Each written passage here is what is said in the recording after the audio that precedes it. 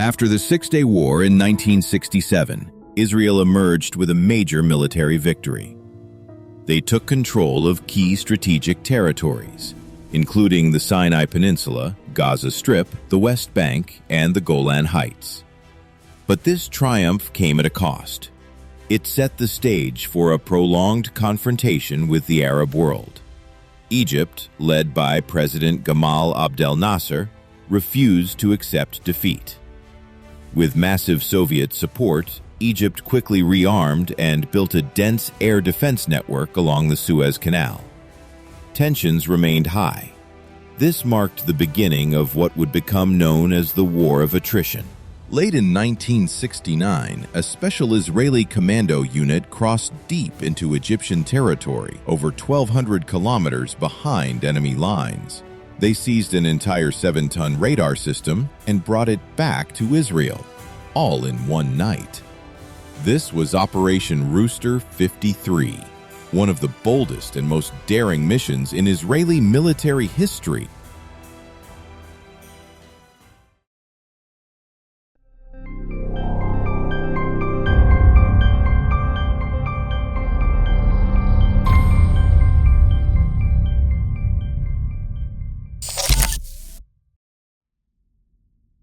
Following the Six-Day War of 1967, the Middle East fell into a state of prolonged tension and conflict. Arab nations began urgently reorganizing their militaries, acquiring modern weapons and equipment in preparation for a future confrontation with Israel. Among them, Egypt took the lead. After suffering a devastating defeat at the hands of Israel, the Egyptian military began a sweeping modernization process, focusing on purchasing advanced weaponry from the Soviet Union. This included cutting-edge air defense radar systems designed to counter the Israeli Air Force.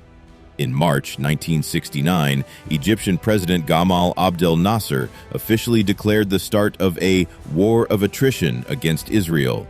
This was not a full-scale war, but a prolonged conflict marked by intermittent clashes and a relatively low level of intensity. Yet Soviet troops were also directly involved. Egypt's goal was to wear down Israeli forces and break their morale. From 1967 onward, the Egyptian military received significant deliveries of tanks, radars, and modern weapons from the Soviet. Their air defense forces grew stronger with the addition of several battalions of SAM-2 surface-to-air missiles. At the core of Egypt's air surveillance network was the P-12 radar system, a powerful early warning radar. This radar quickly became a major threat in the eyes of the Israeli Air Force. The P-12 was a VHF band radar featuring a large fishbone-shaped antenna roughly 12 meters in length, rotating 360 degrees. The antenna was mounted on a mast with a motor drive and reduction gear. The radar's transmit-receive signals were relayed through feeder cables into a control cabin housing electronic systems, computational circuits, target indicators, and display units. Until then, Israeli aircraft had operated with minimal interference from Egypt's air defense systems. But the situation had changed.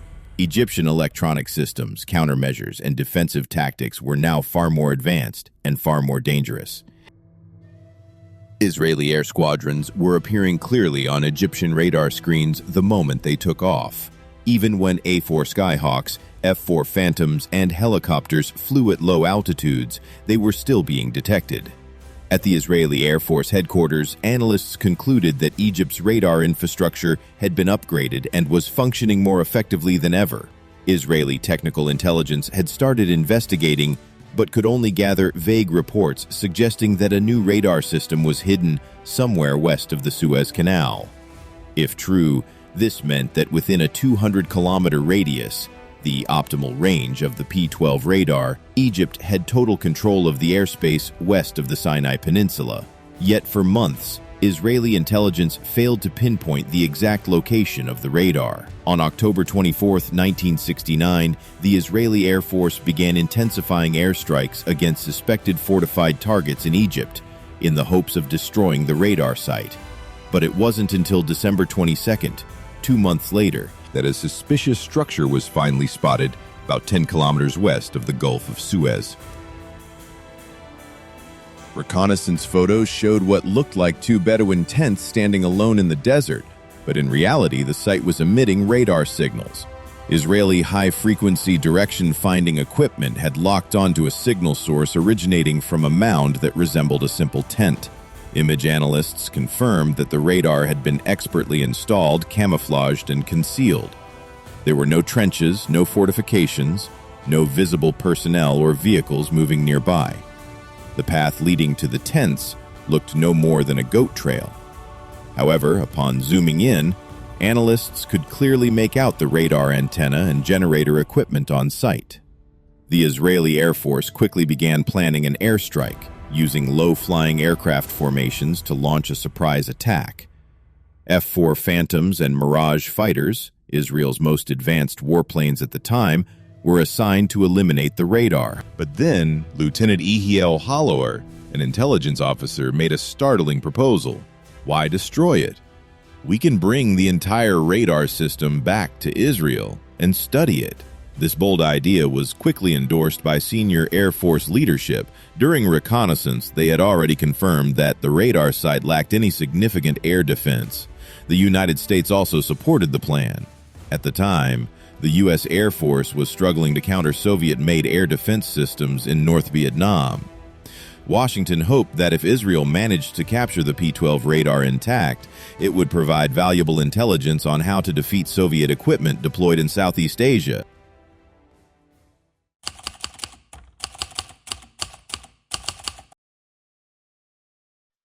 At the time, General Mati Hod, commander of the Israeli Air Force, assigned the mission to Major General David Ivry.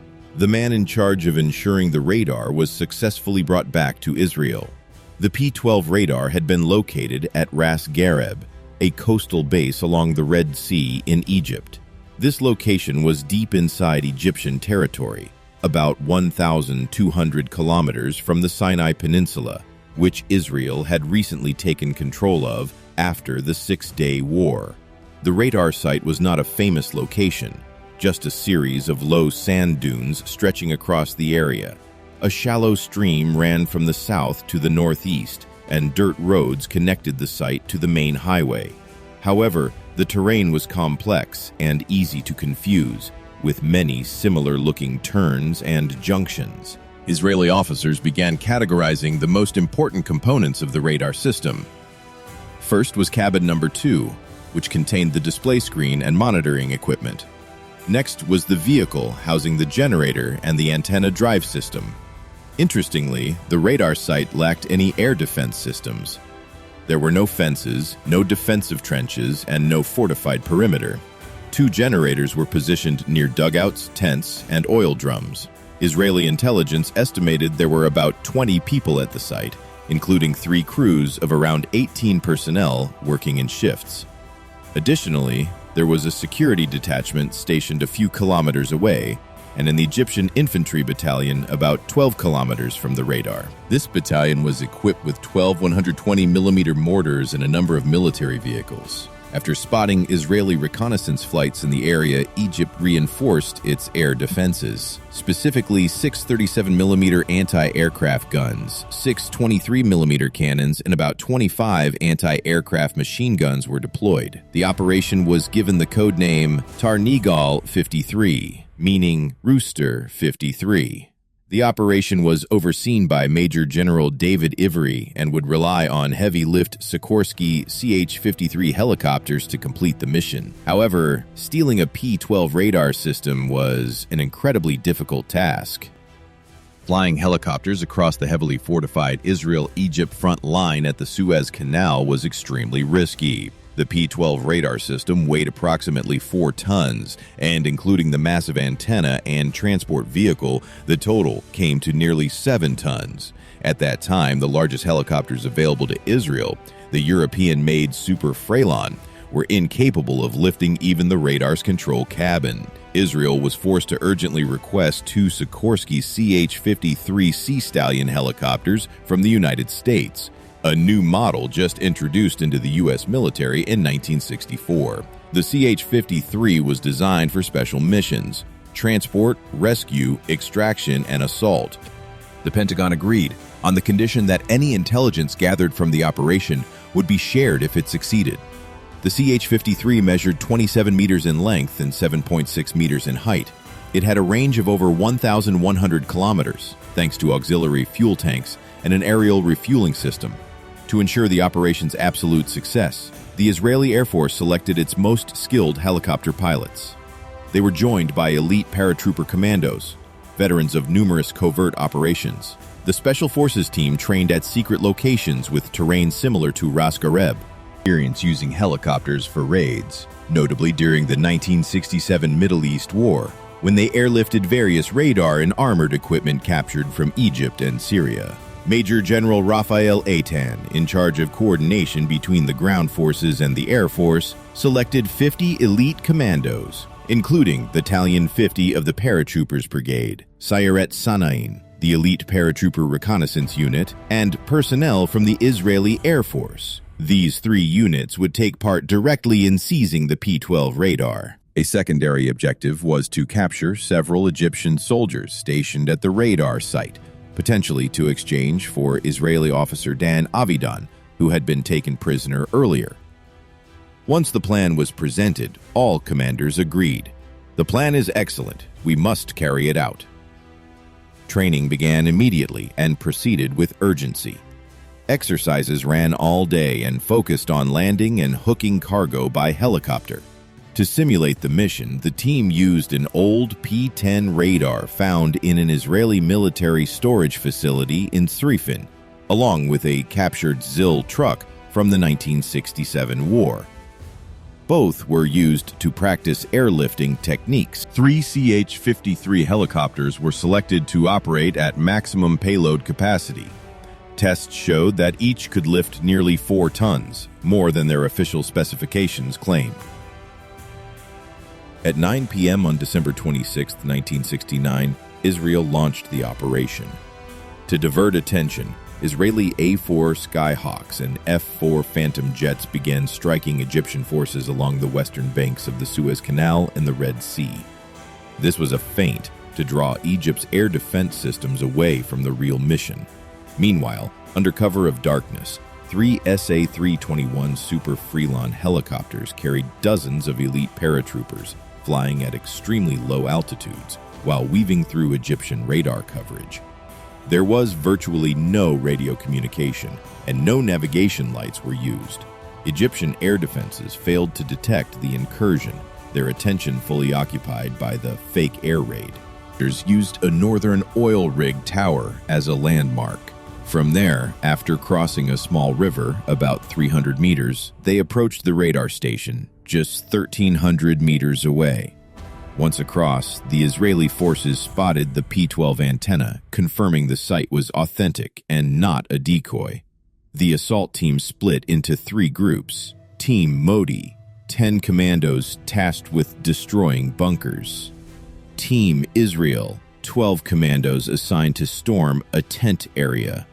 Team Nehemiah, 15 commandos and technicians focused on securing the power generator and transport truck. With excellent visibility, Israeli commandos approached from the left flank, about 250 meters from the radar. Lieutenant Shaul led the approach. At 50 meters, they launched a grenade from a launcher. An explosion lit up the night and struck the tent where Egyptian soldiers were stationed. It was a powerful psychological shock, but caused no damage to the radar equipment. Team Nehemiah crawled toward the target. Around 12 Egyptian soldiers were seen fleeing for cover. Machine gun bursts lit up the scene.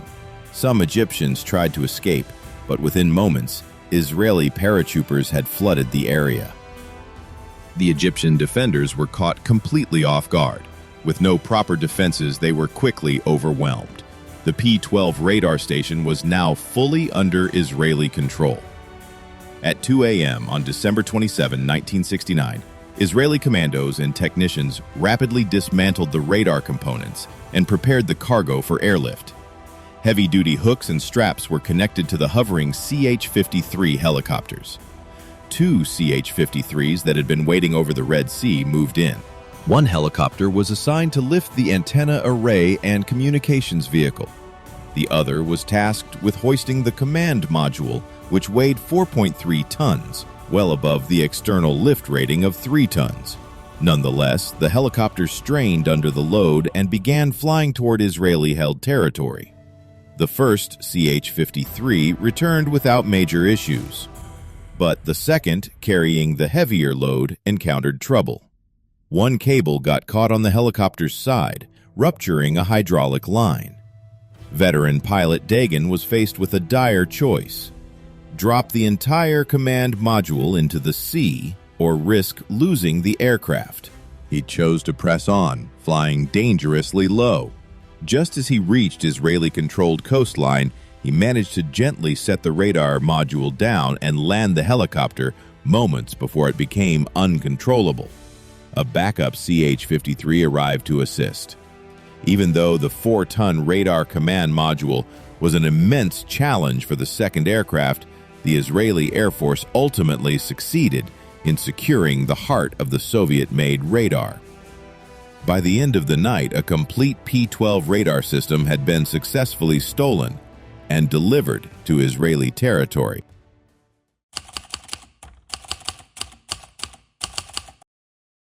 The lightning raid resulted in 2 Egyptian soldiers killed and 4 taken prisoner, while the Israeli side suffered only 1 commando wounded. Initially, the Israeli government intended to keep Operation Rooster 53 a secret. However, a week later, under mounting pressure and public outrage from Egypt, Israel was forced to hold a press conference acknowledging the operation. Still, they refused to return the P-12 radar system. Israeli and American signals intelligence experts immediately began dissecting the intact P-12 radar system.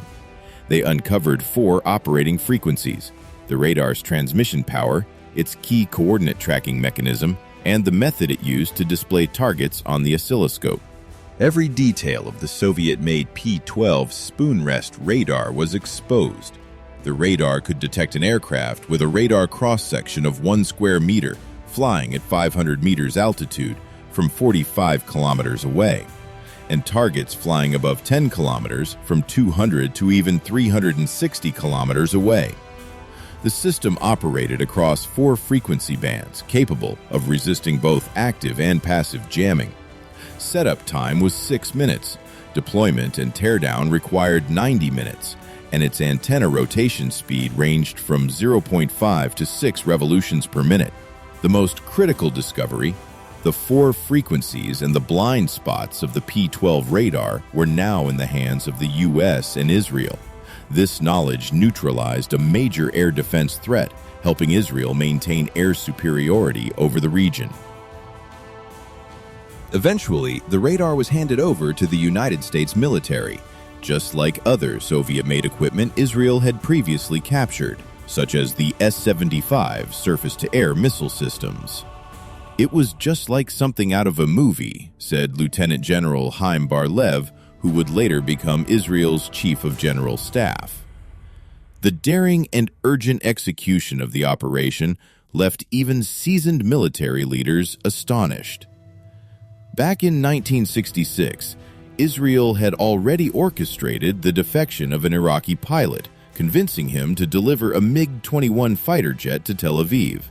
Later, during another conflict, they had obtained an entire SAM-2 surface-to-air missile system from Soviet stockpiles. And now, they had the P-12 spoon rest radar. Stealing an entire radar system deep inside enemy territory amid the volatile Middle Eastern conflict added yet another chapter to Israel's long history of unprecedented and audacious operations. On the other hand, Egypt's failure stemmed from poor vigilance, lack of proper site protection, and underestimating the possibility of such a bold raid. They relied too heavily on their Soviet-supplied equipment, assuming its presence alone would be enough to deter any threat. Thank you for watching. If you enjoyed this story, feel free to subscribe, turn on notifications, and share this video with others. See you in the next mission.